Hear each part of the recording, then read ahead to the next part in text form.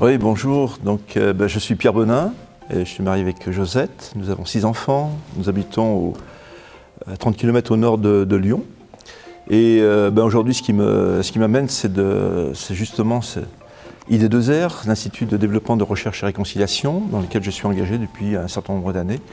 Pour son histoire, c'est une histoire d'amis qui se retrouvaient donc, au mois de juillet à Nîmes, qui faisait finalement son université d'été, a eu cette pensée de créer finalement cet institut de recherche et réconciliation qui, bien entendu, les a amenés à ouvrir davantage, à faire rentrer d'autres personnes et en même temps, à créer un événement, le Transforum, qui était vraiment un point de rencontre annuel pour les personnes. Donc cette ID2R a créé un besoin de formation, puisque difficile de dire je peux changer, transformer les personnes sans mettre des outils de formation en place dans les différents domaines. La vocation, c'était aussi de faire de la formation sur les 7 montagnes. Et puis de cette formation est sortie la formation de dirigeants, que je porte aujourd'hui, qui est pour but aussi d'intervenir dans le domaine économique, dans le domaine entrepreneurial, dans le domaine du leadership, pour donner des outils aux personnes et pouvoir gérer des organisations. Donc ces organisations, elles sont évidemment pas spécifiquement entrepreneuriales, elles touchent bien sûr le domaine ecclésial ou le domaine, des œuvres, que ce soit aussi bien les écoles que les associations, que différents types. Et voilà, c'est cette réalité-là que cette association a pu ouvrir à travers le champ de la formation. Aujourd'hui, ça touche davantage de régions. C'est tout un ensemble d'étudiants qui se réunissent tous les ans et qui suivent cette formation. Ça touche aussi, aujourd'hui, la francophonie, c'est-à-dire qu'on a démarré depuis 5 ans une action à Madagascar, et dans cette formation à Madagascar, aujourd'hui, nous avons plus de 50 étudiants qui ont été formés.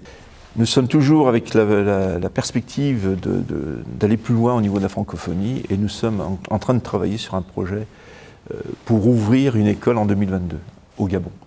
Oui. Alors, dans le programme de la formation de dirigeants, c'est une formation sur 2 ans, c'est une formation qui va travailler sur la première année, vraiment sur la construction de la personne. Et la deuxième année, on va travailler sur une caisse à outils du manager, du responsable, du leader, qui lui permet de trouver toutes les clés pour s'associer, pour investir, pour former. L'objectif étant bien entendu de former des fils et des filles. Et donc pouvoir transformer aussi les organisations dans lesquelles on travaille.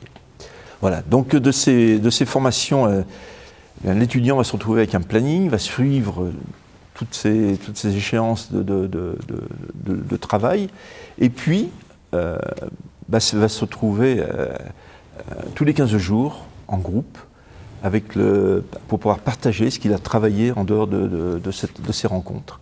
Et tout cela est animé par un facilitateur ou une équipe de facilitation. Nous allons de plus en plus vers des équipes de facilitation.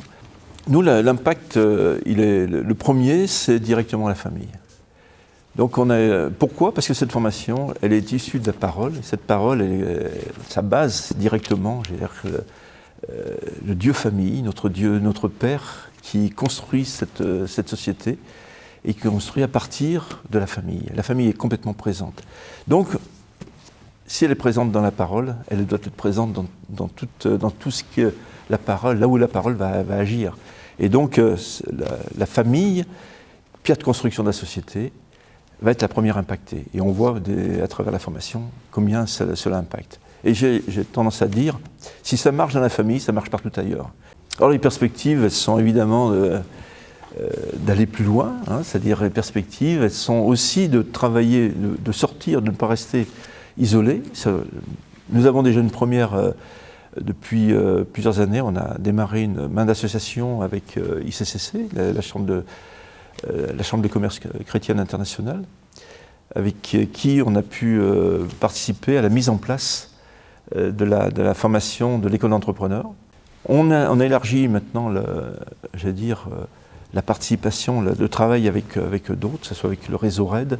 Là, c'est un développement qui se fait, avec d'autres. Par contre, nous restons toujours sur le terrain de la formation, et sur le terrain de la formation, c'est le développement de la formation sur le territoire, et puis continuer aussi à transmettre ce que nous découvrons, ce que nous portons dans la francophonie.